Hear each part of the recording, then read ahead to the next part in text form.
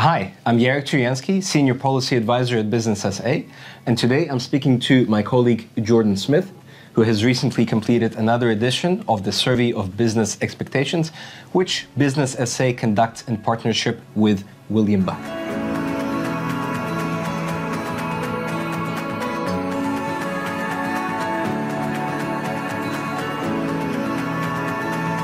So Jordan, Business Confidence Index fell by almost 24 points since the last quarter. What can we attribute this to?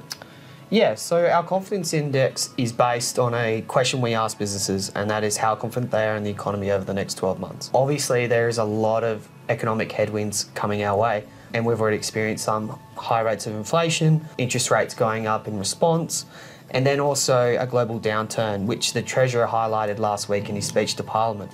In particular, the US is now in a technical recession, so 2 contractionary periods of economic growth. So that is a real concern as well. Jordan, on the other hand, the Business Condition Index remains steady. Do we expect this to be the case for the rest of the year?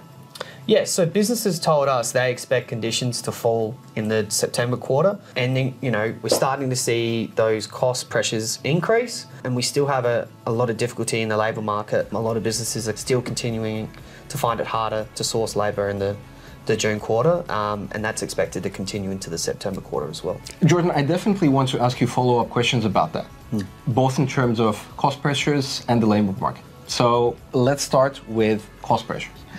The latest Business Now report highlights that cost pressures are a massive concern for businesses, and specifically in terms of energy prices, which have been on the rise for the past 3 months, and this is likely to be the case going forward.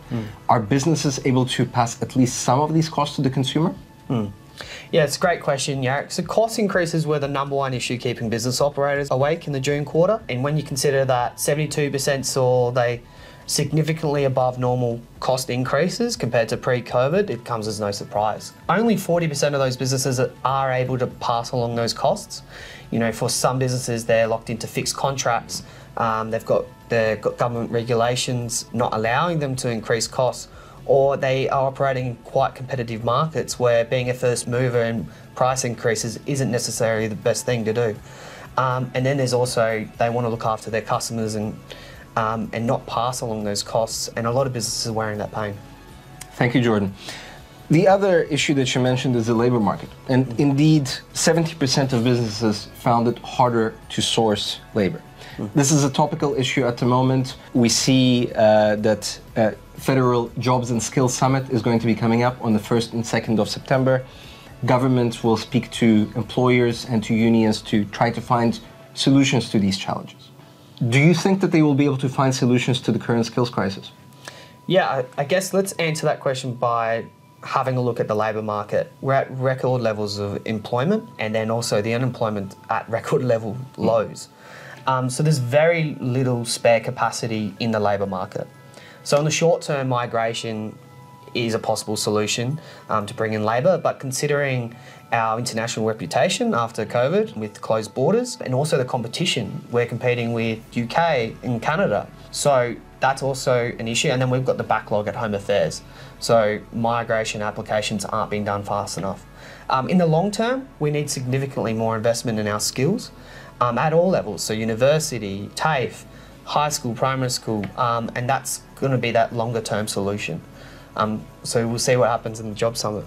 Jordan, finally, this is a forward-looking survey, and in the June quarter, 73% of businesses told us that they would be impacted by interest rate increases. And our expectations are that the Reserve Bank will continue raising interest rates throughout the year.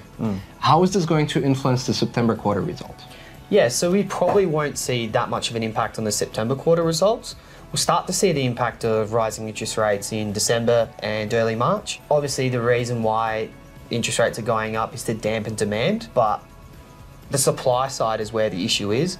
So how much impact that will have will remain to be seen, but it's going to dampen demand for business. I mean, already starting to see some decline in house prices as well. So yeah, it's quite uncertain, and that's also influencing the confidence index. Even though we're coming from record lows, rising interest rates can have more of a psychological effect than you realise.